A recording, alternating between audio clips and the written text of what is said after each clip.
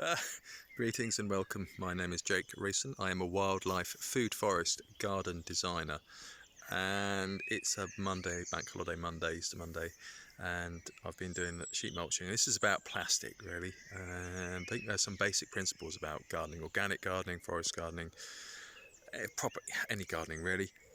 Number one, don't use artificial fertilizers, don't use artificial pesticides, and don't use plastic. Those are kind of pretty basic stuff, and I actually have been using a lot of plastic for mulching. So let me just show you here. Yeah, so I've got a load of woven plastic sheet mulch, which I thought was a bee's knees. When I first started forest gardening, great. I've done a whole load of sheet mulch to entire areas, and then pulled it up and put down bark, and then planted a ground cover and put a temporary ground cover on and shrubs.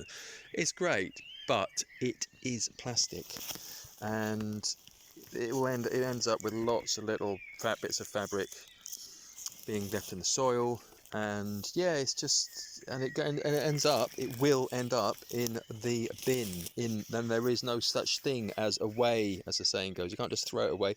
It goes into landfill, and it ends up in landfill. So yeah, I've got some here. I just kind of been piling it up, so I've been dismantling it. I'm going to be reusing it, which is kind of a good thing to do. But it is just so much bloody plastic, and yeah, I'm not going to use it ever again. And the other thing, if you are going to use it, use metal. I was really outraged that they rusted, but use metal pegs to peg it out, not plastic pegs, because plastic pegs, again, they end up in the land, they end up in your ground, or they end up in landfill. So don't, yeah, if you are going to use woven plastic sheet mulch, get a decent quality one like this one. Make sure you use it a lot, don't just leave it in place like what I've done. And yes, I think it's actually, I'll just turn her. I think it's a really good idea to, if you look at the actual cost and the amount of time spent kind of fiddling around with plastic, and you go, well, the organics, you can get organic sheet mulch. There's a coir mat that you can get, like a woven coir, which composes in situ, and I know there's other types as well, and they are pricey for what they are. So either use cardboard or mechanically remove the top layer of grass once you've mown it really short, or use an organic mulch, because it's worth it in the long run. I really do think. Yeah. So, and also when I'm talking about doing the garden, do it section by section. Don't try and do everything all at the same time.